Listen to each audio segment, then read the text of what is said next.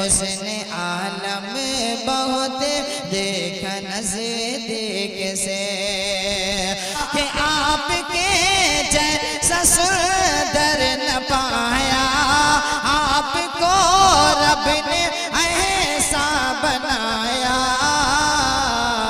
हर छान कर गुले जहाँ बोल रूहुल अमीन, क्या मुस्तफा जैसा कोई नहीं, मुस्तफा जैसा कोई नहीं। शायर भी और मुक़र्रिर भी है। मैं जनाब हजरत मौलाना तारिक अनवर उस्मानी को इस शेर के साथ दावत दे रहा हूँ कि तारिक कभी मौजों के कदम लेते हैं, खालिद कभी हाथों में आलम लेते हैं, और हर दौर में उठते हैं यजीदी फितने, हर दौर में शब्बीर जन्म लेते हैं। इंशाअल्लाह इनकी तकरीर सुनेंगे, आज कल परसों तरसों नहीं, इंशाअल्लाह बरसों याद करेंगे। आप यहाँ भी झूमेंगे, अपने घरों में भी जाकर झूमेंगे, मदरसों में भी जाकर झूमेंगे, और इंशाअल्लाह मुझे उम्मीद है कि आप मरने के बाद कब्रों में भी झूमेंगे। अब इसका फैसला आपका। कि रोए खुर्शीद क्या क्या कमर की जबी, रोए खुर्शीद क्या क्या कमर की जबी, मेरे आका सा कोई नहीं। रोए खुर्शीद क्या क्या कमर की जबी, मुस्तफा जैसा कोई नहीं, मुस्तफा जैसा कोई नहीं। रोए खुर्शीद क्या क्या कमर की जबी, मुस्तफा जैसा कोई नहीं, मुस्तफा जैसा कोई नहीं। अरे मान लो मान लो मान लो मान लो ऐ मेरे हम नशी, मुस्तफा जैसा कोई नहीं, मुस्तफा जैसा कोई नहीं। और यहीं से बंद हाजिर करता हूँ, मुलाज़ा फरमाएं जी नवाजिश। हुस्न आलम बहुत देखा नज़दीक से, हुस्न आलम बहुत देखा नज़दीक से, चार जानिब नजर हमने दौड़ा दिए।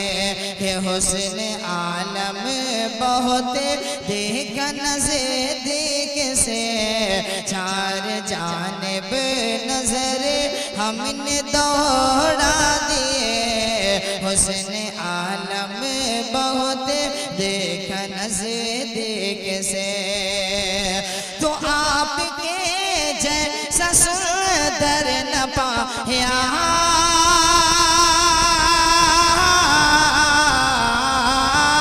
कि आपके जैसा सुंदर न पाया, आपको रब ने ऐसा बनाया।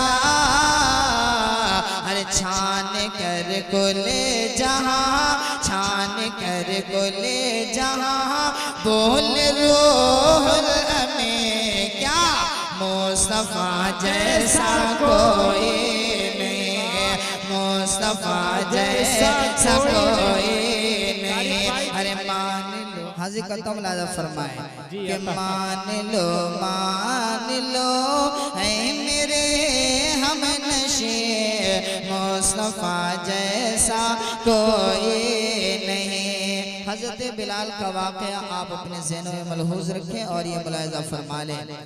चाहे जितना तो चाबुक लगा ले अदो, चाहे जितना तो चाबुक लगा ले अदो, कलमा निकले गलब से मेरे को बको। चाहे जितना तो चाबुक लगा ले अदो, कलमा निकले गलब से मेरे को बको। कि तपती सगेरा पे है मुझको आराम,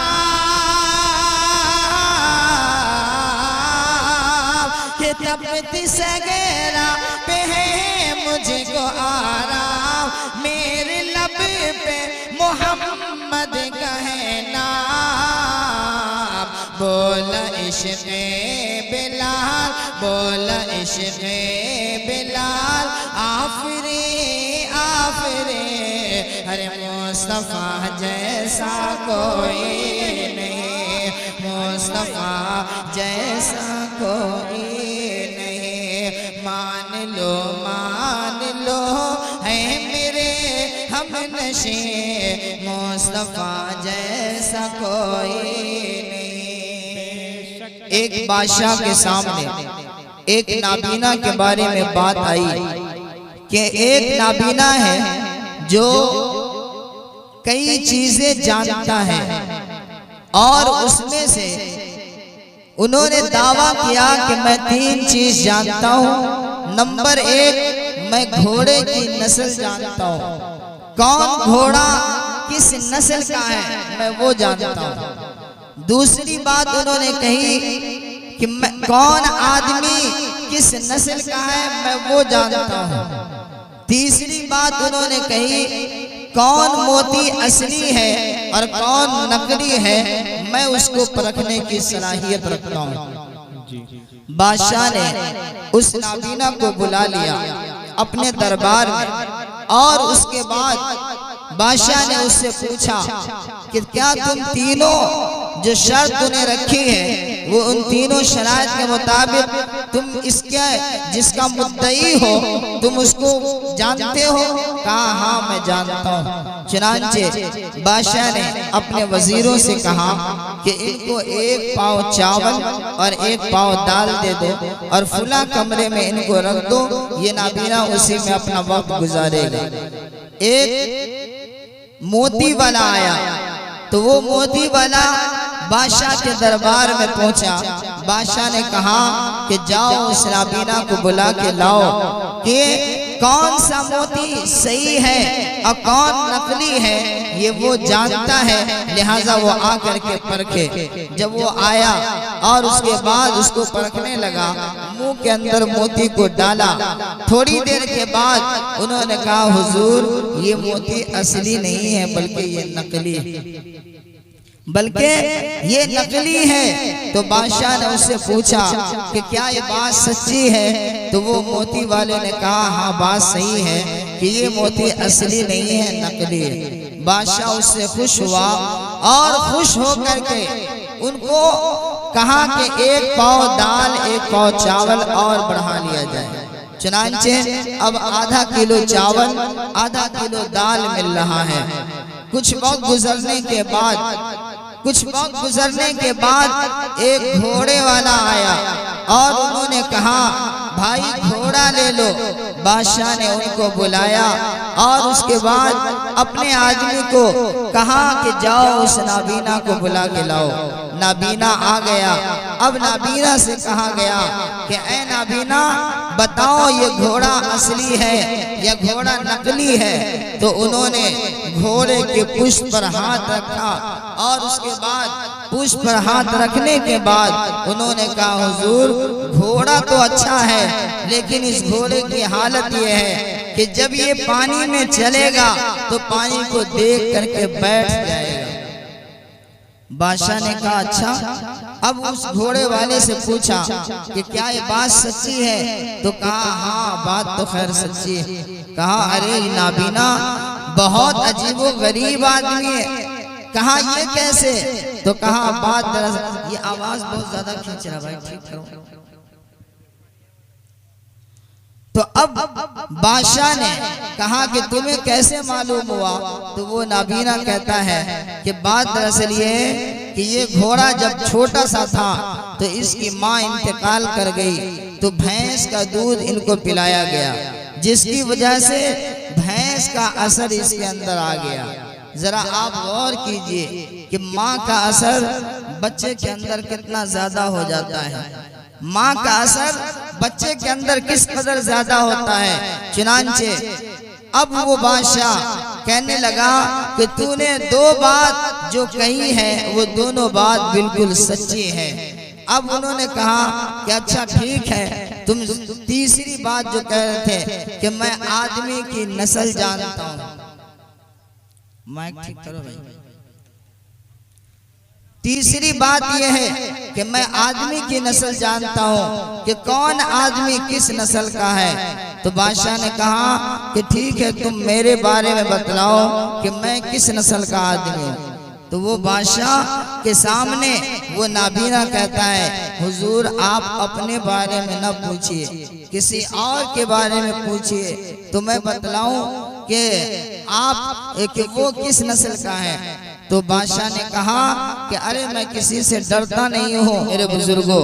तो मैं ये कह रहा था कि वो नाबीना ये कहता है कि माँ भैंस और बच्चा घोड़ा, तो माँ का दूध पी लेने की वजह से, यानी घोड़ा ने भैंस का दूध पी लिया तो उसकी वजह से इनके अंदर वो असर आ गया कि अब जब वो पानी को देखता है तो वो चल नहीं पा रहा है बल्कि बैठ जा रहा है। तीसरी बात जो उन्होंने दावा किया कि मैं इंसान की नस्ल जानता हूँ, कौन आदमी किस नस्ल का। बादशाह ने कहा तुम मेरे बारे में बतलाओ कि मैं किस नस्ल का आदमी हूँ। तो कहा हुजूर आप अपने बारे में न पूछिए, किसी और के बारे में पूछ लीजिए। क्योंकि बादशाह का हाल ये होता है कि अगर आप बादशाह के मन के मुताबिक कोई बात कहते हैं तो फिर वो खुश हो जाएगा, और अगर उनको नाराज करते हैं तो फिर वो उस आदमी की जान लेने के लिए तैयार होता। चुनांचे वो नाबीना बड़ा चालाक था। उन्होंने बादशाह से कहा कि बादशाह सलामत, पहले आप मेरे बारे में ये लिख दीजिए कि मैं जो अगली बात आपके सामने कर रहा हूँ तो आप मेरी जान नहीं लेंगे। तो उन्होंने कहा ठीक है। अब भरे मजमे में उस नाबीना ने कहा कि बादशाह सलामत ऐसा कीजिए, सारे वजीरों को छुट्टी दे दीजिए, मैं अकेले में आपको बतला दूं कि आप किस नस्ल के हैं। कहा नहीं नहीं, मैं किसी से डरता नहीं, सबों के सामने तुम बतलाओ कि मैं किस आला नस्ब का हूँ, किस आला खानदान का हूँ। तो कहा हुजूर आप आला खानदान के नहीं, आप बनिया खानदान के। अब वो बादशाह बहुत ताज्जुब में आ गया, कहा क्या बात कर रहे हो। तो उस नाबीना ने कहा हुजूर अगर आपको ताज्जुब हो रहा है और आप मेरी बात से इत्तेफाक नहीं करते तो आप अपनी अम्मी से जाकर के पूछ लीजिए कि आप बनिया खानदान से हैं या नहीं।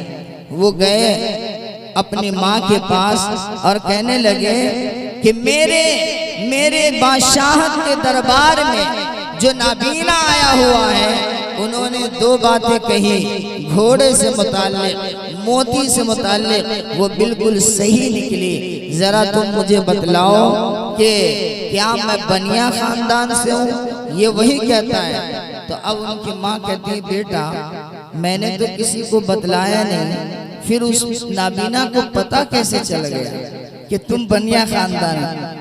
तो अब वो बादशाह कहने लगा कि मतलब ये है कि मैं सचमुच आपका असली बेटा नहीं हूँ बल्कि मैं बनियाद की नस्ल का हूँ। तो कहा कि हाँ मैं तो 5 औरत थी, मेरे पास कोई औलाद नहीं। मैंने सोचा कि अब बादशाहियत यहाँ से खत्म हो जाएगी तो मैंने शहर में मालूम किया किनके पास खूबसूरत बच्चा है, तो एक बनिया के घर में तुम्हारी विलादत हुई थी, लिहाजा मैंने तुम्हें बुला लिया और लाने के बाद अपना बेटा मुँह बोला बेटा बना लिया।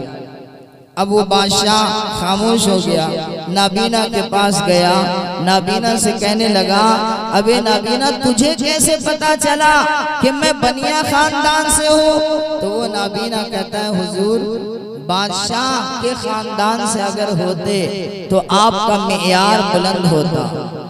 मैंने जो 2 बातें आपके सामने रखी और वो दोनों सही हो गई, कौन मोती असली है कौन नकली है, जब ये सही हो गई तो अगर आप बादशाह के खानदान से होते तो मुझे कहते कि आपको ये जोड़ा मैं अता कर रहा हूँ, आपको फुला जगह की जमीन अलाट कर रहा हूँ। लेकिन हाल ये नहीं था, बल्कि बनिया वाली चाल कि एक पाव चावल बढ़ा दो, एक पाव दाल बढ़ा दो, तो मैंने समझ लिया कि आप किसी आला खानदान के नहीं। मेरे बुजुर्गों, मैंने जो ये लतीफा आप हजरात के सामने रखने की कोशिश की, इसके अंदर ये बतलाना चाह रहा हूँ, जो उसके अंदर बात आई कि अगर घोड़ा भैंस का दूध पी लेता तो वो घोड़े के अंदर भैंस की सिफत आ जाती है कि वो पानी को देखकर चलना बंद करके वो बैठ जाया करते। तो मेरे बुजुर्गों जरा गौर करें, अगर हम और आप अपनी माओ का दूध तो पी रहे हैं, हमारी माएँ अगर बदकिरदार हो, हमारी माएँ अगर फाहिशा हो, हमारी माएँ अगर बेनमाजी हो, हमारी माएँ अल्लाह की इबादत करने वाली ना हो, हमारी माओं के अंदर अगर ईमान मजबूत ना हो, हमारी माओं के अंदर कुरान की तिलावत का जज्बा ना हो, हमारी माओं के अंदर मोहम्मद मुस्तफ़ा का पैगाम ना हो, तो जरा गौर कीजिए, क्या उन माओं का असर औलाद के ऊपर नहीं होगा? जरूर होगा। तो माओ का असर औलाद की तरफ मुंतकिल होता है। मेरे बुजुर्गों, हमें ये चाहिए, हमारी माएँ और बहनें इस गुफ्तगू को समाअत कर रही हैं, लिहाजा माँ और बहनों को भी चाहिए अपना किरदार, अपना अखलाक पाकीज़ा बनाने की कोशिश करें। जब हमारा अखलाक पाकीज़ा होगा तो फिर याद रखिए अल्लाह की मदद आएगी। हमने कलमा पढ़ा मुहम्मदुर रसूलुल्लाह का, हमने नाम लिया अल्लाह रब्बुल इज्जत का, हम ईमान वाले कहलाए, लेकिन हमारा तरीका मुसलमानों वाला नहीं है, हमारा तरीका ईमान वाला नहीं है, हमारा तरीका गैर मुस्लिमों का सा है, हमारा तरीका ईसाइयों जैसा है, हमारा तरीका शियों के जैसा है, हमारा तरीका यहूदियों के जैसा है। तो फिर याद रखिए अल्लाह रब्बुल इज्जत की मदद नहीं आ सकती।